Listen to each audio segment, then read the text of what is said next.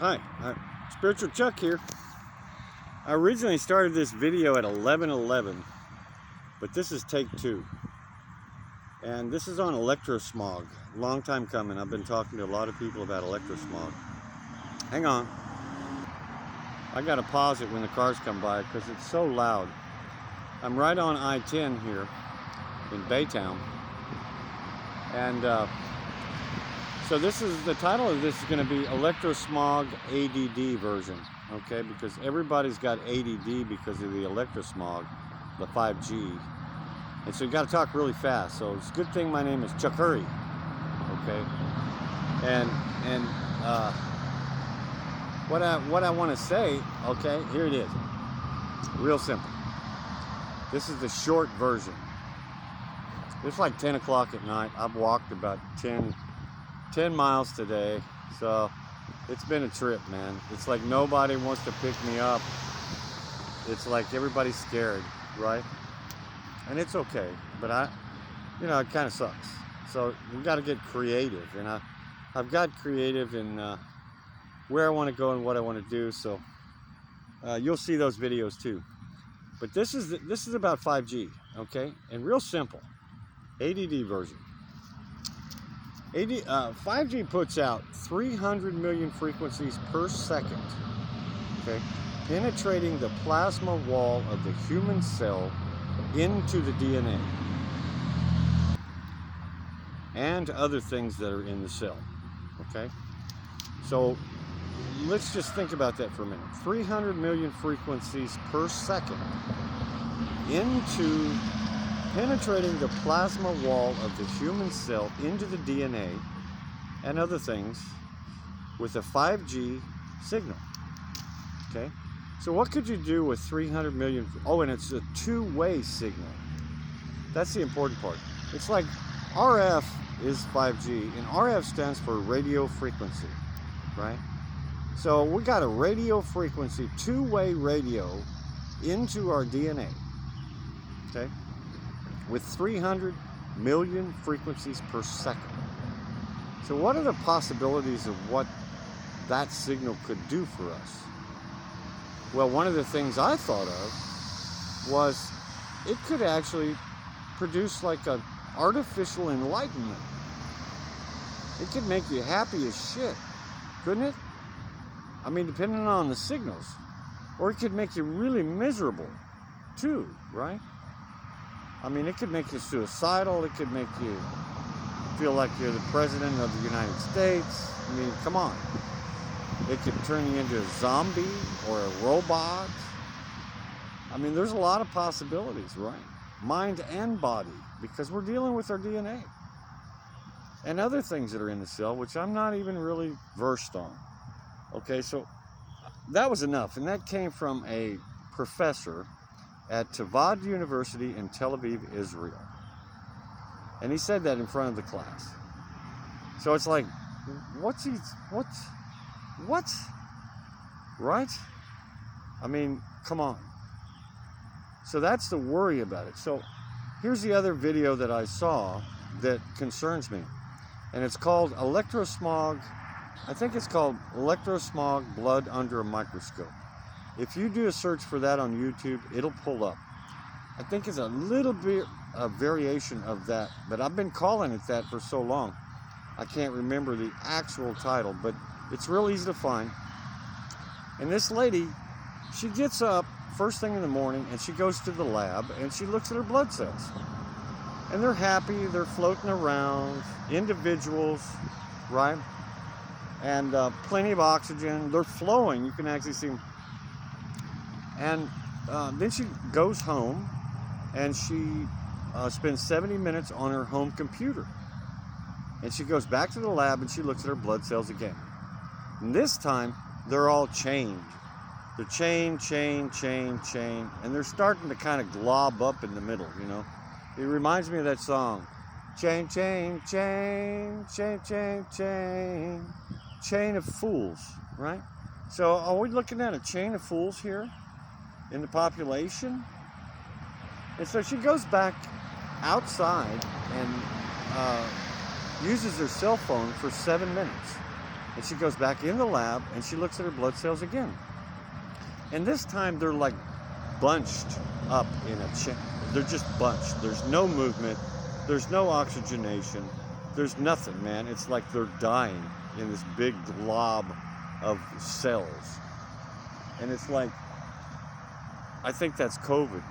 Because if you stay in that condition long enough, it'll kill you. And it won't take that long because there's not anything happening in your cells, in your blood, right? And I've had symptoms that have locked me up, like a whole side of my body felt like it was cramping. And it was like, oh my, and I mean, it was a painful experience. It was like, I don't know, maybe 7 on the pain threshold out of 10. And what I did was I went out to the greenhouse and I took my shoes off. And in one case, it was so bad, I took my shirt off and I laid on the bare ground. And I put my hands on the ground, my feet on the ground, the back of my head on the ground. And within a few minutes, within a couple of minutes, it went away. Just gone. And I felt normal again. And I think these are symptoms, okay? These are symptoms of what? COVID, okay? So I think that's where it's coming from. I really do. And you can decide for yourself, but I've already decided. And I'm making these videos out of risk. It's like risking my own blood cells, you know, to make these videos. But once they're made, it's like, that's it, baby.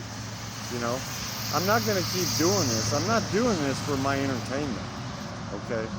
I mean, it is kind of entertaining, my lifestyle today, but that doesn't really have anything to do with 5G, except that, like in one comment I replied, I need to get away from the cell towers, right? It's like, okay. So, anywho, that's what we're looking at, and that's what electrosmog is all about. I have a meter that comes from Israel. Hang on a second, I'll get it up. Okay, here it is. Oops, let me turn the light on. Here it is, and here's what it sounds like. You see the box there filling up? Okay, well, it's like half or a little less than half right now. And we're just sitting on the side of I-10. Okay, but if I were to turn my cell phone on, I'm sorry, I should have turned that off sooner. I'm sitting on the side of I-10, and so we're getting a fairly good signal, although there's not a cell phone anywhere within visible range of me.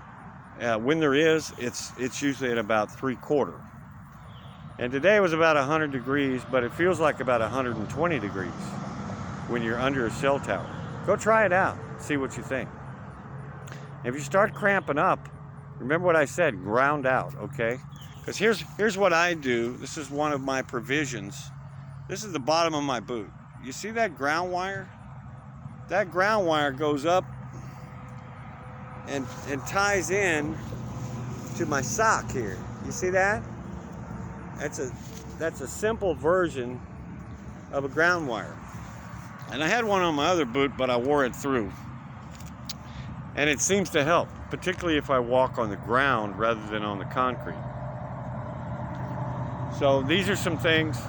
The other thing that I'd like to suggest strongly is earplugs. Okay, these little foam earplugs. If you wet them down, particularly with your water, or distilled water, before you put them in, they swell up, so they're hard to get in. But what I figured out was you can kind of screw them in, and they will go in, and they'll go all the way in. And what I found out, golly, a number of years ago, was that 80% of the radiation that we receive is through our ears. You know, right through our little eardrums, right into our brains. And I put these earplugs on walking down the highway or anywhere, and it's like I immediately cool off. Okay, immediately. It's like, wow. And not only that, but I'm not irritated by these screaming cars that are coming by. I heard some Mustangs today that were like just wide open pipes, man. I mean, screaming pipes, like louder than I've ever heard a car. And it's like, where were the cops at, you know, regulating the muffler systems? They were there back in my day, but they don't seem to be here today. I don't know what the deal is, but man, they're loud. So the earplugs come in handy. And it cools me off, and I don't feel totally baked after walking 10 miles down Interstate 10, which is what I've done for the last 2 days, because nobody will pick me up because everybody's afraid. You know, they're afraid. They're more scared than I am, and I'm the one hitchhiking. It's unbelievable. So I really have to get creative, maybe dancing, you know, playing the harmonica, doing something to kind of get the love flowing in these people's hearts. So maybe they'll stop and pick me up. Okay? That's all I can say about that. Hitchhiking in America is a full-time job. And so is this Spiritual Chuck channel, okay? Because I got a lot to say, and though I'm retired in my conventional work, this is my job. And so I'm gonna do it until either I bake or, you know, I make enough money where I don't have to do this anymore. Because I mean, that's, you know, people are paying me something because this is all donations. And Gaudapada said and suggested in the Mandukya Krika that once you experienced the fourth state of consciousness, enlightenment, that all you can do is stay close to it and allow circumstances to provide for you. And that's what I'm doing. And today I got fed. Today I got everything I needed.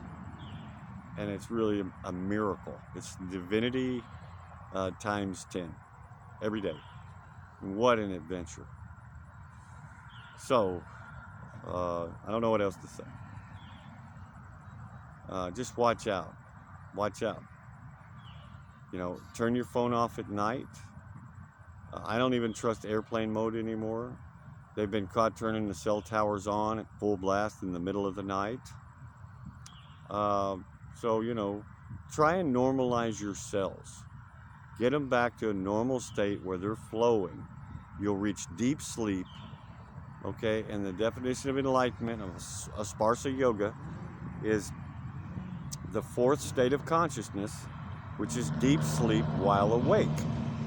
So you go to sleep with normalized cells, dream, dream, dream, deep sleep, deep sleep, deep sleep, and then you wake up. Because you're so well rested, you wake up. So you're in deep sleep while awake. Okay, deep sleep is considered the doorway to mass consciousness. Awake state is the center of the galaxy, right? And this is the mass consciousness. And so you're centered, you're one, you're like a whirling dervish. Okay, I'm going farther than I should on this electrosmog. But, you know, just think about it. And then stop thinking and be still, including your cells. Because you can't be still unless your cells are still, you know, and chill. Okay? Later.